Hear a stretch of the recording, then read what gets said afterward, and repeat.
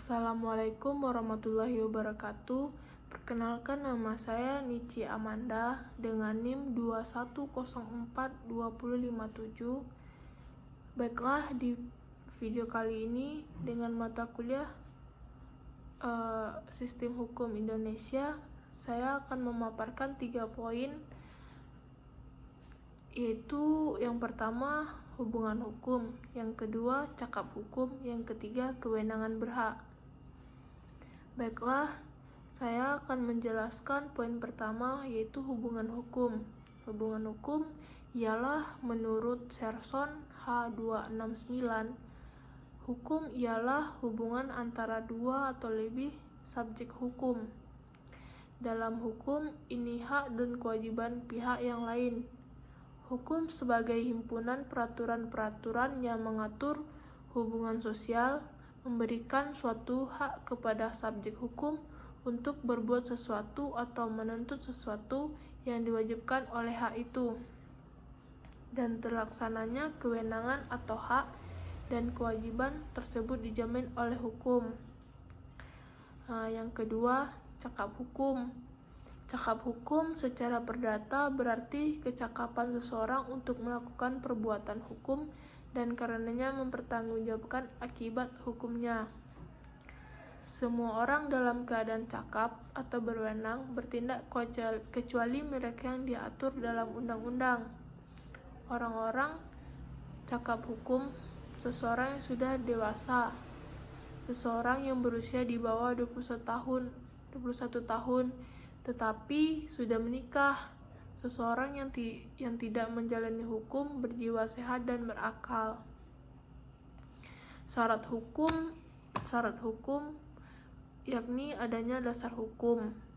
Maksudnya yaitu peraturan-peraturan hukum yang mengatur hubungan hukum itu dan timbul peristiwa hukum. Contoh proses jual beli rumah antara si A dan si B. Yang ketiga, kewenangan berhak.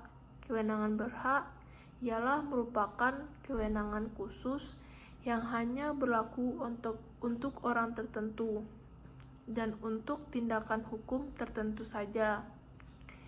Kewenangan yang bertindak diberikan dengan mengingat akan tindakan untuk mana diberikan kewenangan bertindak, sehingga tidak ada ketentuan umum tentang kewenangan bertindak.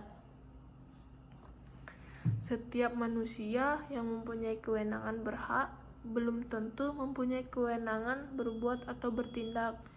Setiap orang mempunyai kewenangan berhak, karena dalam hukum sanksi hanya berlaku atau terapkan dalam kewajiban, bukan pada hak. Orang yang tidak melaksanakan kewajibannya akan mendapatkan sanksi, sedangkan orang yang tidak melaksanakan haknya tidak akan mendapatkan sanksi.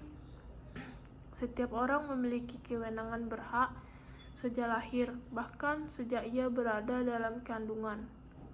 Asalkan ia lahir hidup, inilah kepentingan menghendaki pasal 2 KUHP. Kewenangan berhak tidak dapat dihilangkan oleh suatu hukum apapun.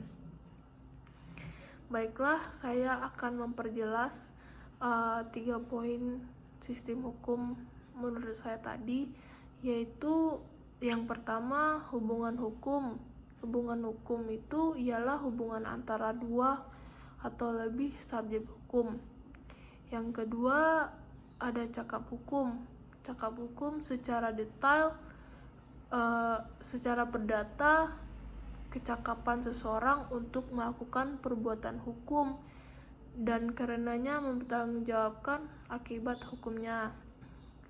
Yang ketiga, ada kewenangan berhak, yaitu kewenangan berhak merupakan kewenangan khusus yang hanya berlaku untuk orang tertentu dan tindakan hukum tertentu saja, tetapi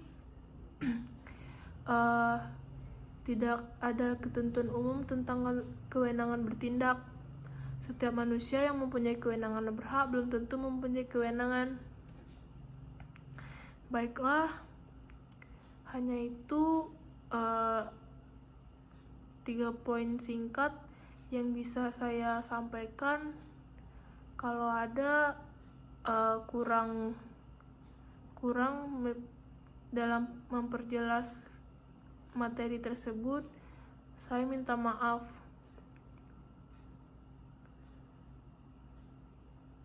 Baiklah, hanya itu yang bisa saya sampaikan. Banyak salah, saya minta maaf. Assalamualaikum warahmatullahi wabarakatuh.